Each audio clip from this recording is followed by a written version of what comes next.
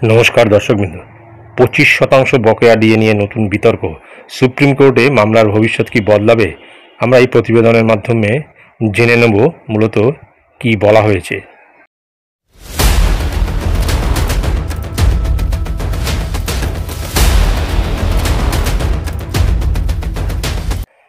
পশ্চিমবঙ্গের রাজ্য সরকারি কর্মীরা দীর্ঘদিন ধরে রাজ্য সরকারের কাছে দাবি জানিয়ে আসছে তাদের বকেয়া মেটানোর জন্য।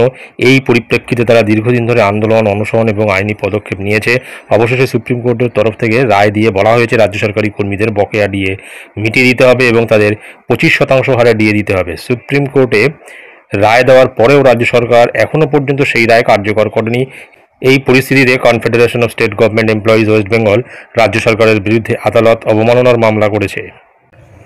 সুপ্রিম কোর্ট নির্দেশ দিলেও রাজ্য সরকার কেন এখনও তাদের বকেয়া ডিএ সহ 25% ডিএ মিটিয়ে দিচ্ছে না, এই নিয়ে একটি বিতর্ক তৈরি হয়েছে। তবে সেই মামলার নথিতে একটি বড় ত্রুটি ধরা পড়ায় নতুন বিতর্ক তৈরি হয়েছে। এমনকি সেই ভুল এসেছে সরকারি কর্মীদের পক্ষ থেকেই। Confederation of state government employees গত 30শে জুন 2025 তারিখে নবান্নে গিয়ে রাজ্য সরকারের বিরুদ্ধে আদালত অবমাননার নোটিশ প্রদান করে। সুপ্রিম কোর্টের তরফ থেকে 4 সপ্তাহ সময় দেওয়া হলেও এখনও সেই সময় পার হয়ে গিয়েছে, কিন্তু রাজ্য সরকারি কর্মীরা তাদের 25% ডিএ পায়নি। অভিযোগ ছিল সুপ্রিম কোর্টের নির্দেশ থাকা সত্ত্বেও 25% বকেয়া ডিএ এখনও পর্যন্ত কর্মীদের দেওয়া হয়নি। তবে এই নোটিশেই ছিল একটি চরম ভুল। রাজ্যের মুখ্য সচিব মনোজ পন্থের নামের বানানে গলদ ছিল। এত বড় একটা আইনি প্রক্রিয়ায় এমন ভুল প্রশাসনিক এবং আইনি দিক থেকে গুরুতর ধরা হয়। তবে পরবর্তীকালে সেই ভুল সংশোধন করা হয়েছে বলে জানানো হয়েছে। সরকারি কর্মচারীদের আশ্বস্ত করা হয়েছে যে নোটিশের আইনি গ্রহণযোগ্যতা এখন প্রশ্নসিদ্ধ হবে না।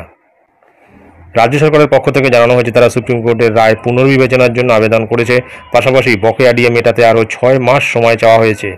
বর্তমান রাজ্য সরকারের কাছে এই ডিএ দেওয়ার জন্য টাকা নেই, তবে রাজ্য সরকার আরও কিছুটা সময় চেয়ে নিচ্ছেন। রাজ্য সরকারের যুক্তি হলো 25% বকেয়া ডিএ মেটাতে বিশাল অর্থের প্রয়োজন। বর্তমান রাজ্যের সামর্থ্য নেই এই টাকা মেটানোর। বর্তমান অর্থবর্ষে সেই অর্থ বাজেটে বরাদ্দ নেই। সেই কারণেই রায় কার্যকর করতে সময় চাওয়া হয়েছে। এই যুক্তিতে কর্মচারীদের অনেকেই একমত নন। তাদের মতে এই বিলম্ব কৌশলগত এবং উদ্দেশ্য প্রণোদিত। রাজ্য সরকার উদ্দেশ্য প্রণীতভাবেই দেরি করছে। এই পরিস্থিতিতে সরকারি কর্মচারীদের মধ্যে তীব্র অসন্তোষ ছড়িয়েছে। তাদের দাবি সুপ্রিম কোর্টের স্পষ্ট রায় থাকা সত্ত্বেও রাজ্য সরকার ইচ্ছাকৃতভাবে ডিএ দিতে দেরি করছে। এর পেছনে রাজ্য সরকারের নিশ্চয়ই কোনো উদ্দেশ্য রয়েছে। সুপ্রিম কোর্টকে রাজ্য সরকার অবমাননা করতে পারে। এই পরিপ্রেক্ষিতেই রাজ্য সরকারি কর্মচারীদের মধ্যে চরম অসন্তোষ এবং ক্ষোভ সৃষ্টি হয়েছে। এই বকেয়া ডিএ বিতর্ক দীর্ঘদিন ধরে রাজ্য সরকারি কর্মীরা আন্দোলন অনশন করে আসছে। এর জন্য মূলত পঞ্চম বেতন কমিশন অনুসারে বকেয়া ডিএর একটা বড় অংশ এখনও বাকি। বিভিন্ন সময় সংগঠনগুলি আইনি পদক্ষেপের হুমকি দিলেও সুপ্রিম কোর্টের রায়ের পরেও বাস্তবায়নে বিলম্ব হয়েছে। রাজ্য সরকারি কর্মচারীদের একাংশ মনে করছে রাজ্য সরকারের নিশ্চয়ই কোনো উদ্দেশ্য রয়েছে এর পেছনে। এখন কি হতে পারে সম্ভাব্য পরবর্তী ধাপ? সুপ্রিম কোর্ট আগামী শুনানিতে রায় কার্যকর না হওয়ার কারণে রাজ্য সরকারের বিরুদ্ধে গম্ভীর অবস্থান নিতে পারে। আর্থিক জরিমানা, এমনকি আদালত অবমাননার শাস্তিও হতে পারে। রাজ্য সরকারের সমঝোতার রাস্তায় আসার সম্ভাবনাও উড়িয়ে দেওয়া যাচ্ছে না। পশ্চিমবঙ্গের ডিএ ইস্যু এখন আর শুধু আর্থিক বা প্রশাসনিক নয়, এটি একটি সংবেদনশীল সামাজিক এবং আইনি বিষয় হয়ে দাঁড়িয়েছে। সরকারি কর্মীরা দিনের পর দিন ন্যায্য পাওনার জন্য অপেক্ষা করছেন। এবার যদি সুপ্রিম কোর্ট কঠোর অবস্থান নেয় তবে রাজ্য সরকার বাধ্য হবে সিদ্ধান্ত নিতে। তবে রাজ্য সরকার যে সুপ্রিম কোর্টের রায় অবমাননা করেছে, এর জন্য সুপ্রিম কোর্টের তরফ থেকে বড় কোনো পদক্ষেপ নিতে পারে রাজ্য সরকারের বিরুদ্ধে।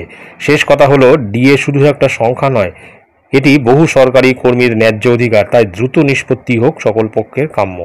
এটাই ছিল গুরুত্বপূর্ণ আপডেট যা আমি আপনাদের সঙ্গে শেয়ার করলাম। ধন্যবাদ।